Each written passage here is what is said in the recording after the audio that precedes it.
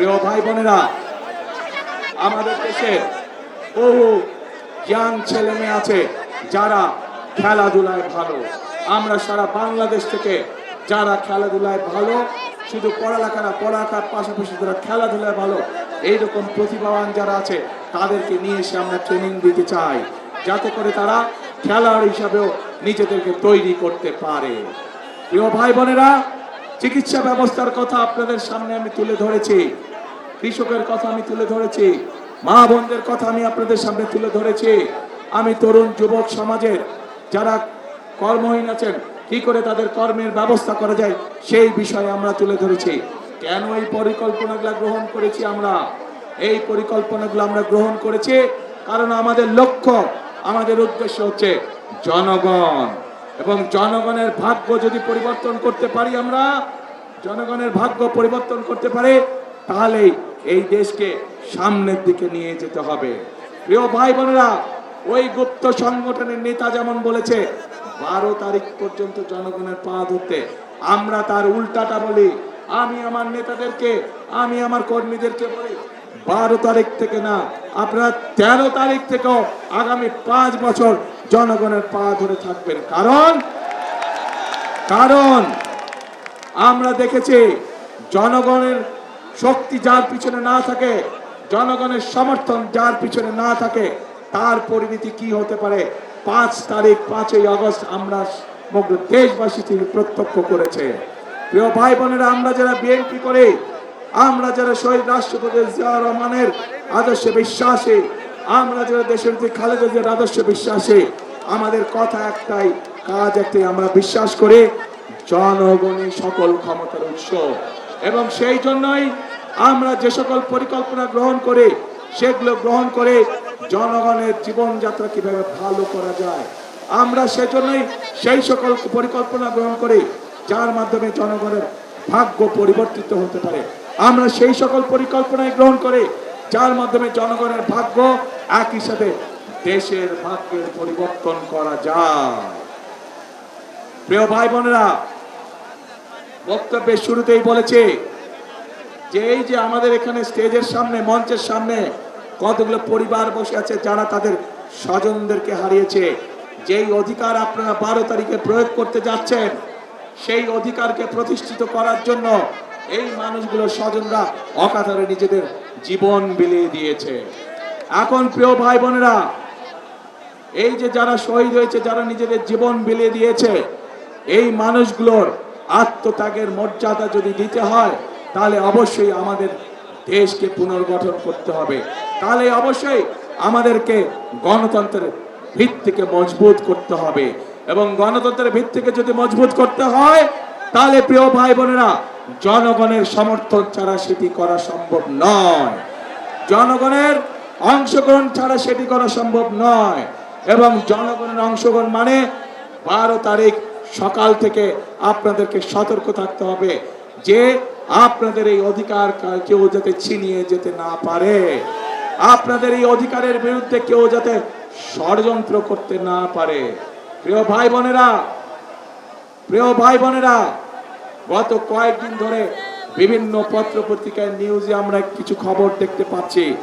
ওই যে যারা নতুন জালেম হিসেবে আবির্ভূত হয়েছে, ওই যে যাদেরকে বাংলাদেশের মানুষ গুপ্ত হিসাবে চিনে, আমরা দেখেছি কিভাবে তাদের লোকজন বিভিন্ন জায়গায় ভুয়া সিল ছাপাচ্ছে, কিভাবে আমরা বিভিন্নভাবে শুনতে পাচ্ছি যে তাদের পরিচিত যেগুলা প্রেস আছে সেখানে বলে তারা ব্যালট পেপার ছাপাচ্ছে, যেটি তারা পকেটে করে নিয়ে যাবে।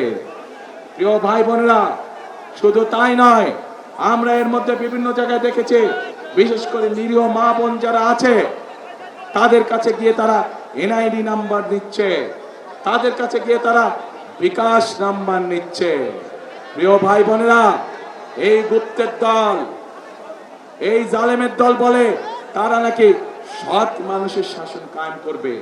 আরে ভাই, নির্বাচনের আগেই তো আপনারা জাল ব্যালট পেপার শুনলাম, খবরে দেখলাম ছাপাচ্ছেন।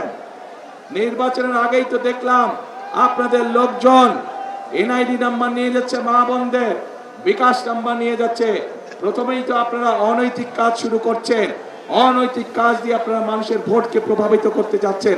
যাদের ভোটের শুরুটাই অনৈতিক কাজ, তারা কি করে সৎ মানুষের শাসন দিতে পারে? পারে না তারা, প্রিয় ভাই বোনেরা। আর আর মা বোনদেরকে অপমান করার পরে তারা বলছে যে তারা এটা করে নাই, তাদের আইডি বলে হ্যাক হয়ে গিয়েছিল। কিন্তু বিশেষজ্ঞদের কথা অনুযায়ী আইডি কোনো হ্যাক হয় নাই। যখন তারা ধরা পড়ে গিয়েছে, বিভিন্ন রকম মিথ্যে কথা তারা বলা শুরু করেছে। প্রিয় ভাই বোনরা, যারা একটি অপরাধকে ঢাকার জন্য মিথ্যে কথা বলে, আর যাই হোক, তারা সৎ মানুষের শাসন দিতে পারে না। কাজে প্রিয় ভাই বোনেরা, এদের এই ষড়যন্ত্র সম্পর্কে আপনাদেরকে সজাগ থাকতে হবে। আজ এই মাঠে লক্ষ মানুষ যারা আছেন, আপনারা স্ব এলাকায় ফিরে গিয়ে আপনার এলাকার যে সকল ভাই বোন আছে, যারা ভোটার আছে, তাদেরও সকলকে সজাগ সতর্ক দৃষ্টি রাখতে বলবেন, যাতে করে 12 তারিখে আপনার অধিকার অন্য কেউ হাইজ্যাক করে নিয়ে যেতে না পারে। প্রিয় ভাই বোনেরা, আসুন 12 তারিখে আমরা ভোট শেষ করি। ইনশাল্লাহ ধানের শীষ বিজয় হলে, ধানের শীষ ইনশাল্লাহ 13 তারিখে সরকার গঠন হলে, 13 তারিখের পর থেকে আমাদেরকে দেশ গঠনের কাজে হাত দিতে হবে। হাজার হাজার খাল বিল পড়ে আছে, যেগুলোকে আমাদের খনন করতে হবে। খনন করার মাধ্যমে যেমন বন্যার গতিরোধ করতে হবে, একইভাবে আমাদেরকে পানির ব্যবস্থা করতে হবে। আমাদের হিমাগার তৈরি করতে হবে কৃষকদের সুবিধার জন্য, আমাদের ছেলে মেয়েদের শিক্ষার জন্য স্কুল কলেজগুলোকে সঠিকভাবে সুন্দর করে দাঁড় করাতে হবে। মানুষ যাতে চিকিৎসা পায় তার ব্যবস্থা আমাদের করতে হবে। বেকার যারা আছে তাদের কর্মসংস্থানের ব্যবস্থা আমাদেরকে করতে হবে। প্রিয় ভাই বোনেরা, বহুত কাজ বাকি আছে। বিগত 1 যুগ ধরে আমরা মিথ্যে উন্নয়ন দেখেছি, বাংলাদেশের মানুষের ভাগ্যের কোনো পরিবর্তন হয় না। কাজে আসুন 12 তারিখে ইনশাল্লাহ ধানের শীষকে জয়যুক্ত করার মাধ্যমে 13 তারিখ থেকে আসুন সকলে মিলে আমরা দেশ পুনর্গঠনের কাজে হাত দেই। কে কে আছেন আমার সাথে এই কাজে? দেশ পুনর্গঠনের কাজে কে কে আছেন? কি ভাই বিল্ডিং এর ভাইরা, ওই যে বিল্ডিং এর উপরে, ধন্যবাদ। দেশ পুনর্গঠনের কাজে রাস্তার মধ্যে যে ভাইরা আছেন, আপনারা আছেন আমার সাথে, ওই যে ছাদের উপরে আছেন, দেশ পুনর্গঠন ইনশাআল্লাহ। ধন্যবাদ সকলকে।